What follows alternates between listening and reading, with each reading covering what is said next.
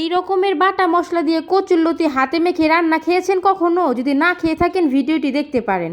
তো প্রথমে এখানে আমি ছোট চিংড়ি মাছ ও নারকেল একসাথে বেটে নিয়েছি। তারপরে দিলাম জিরা বাটা, আদা রসুনের বাটা, হলুদ মরিচ ধনিয়া লবণ দিয়ে ভালো করে একদম মেখে নিলাম সরিষার তেলে।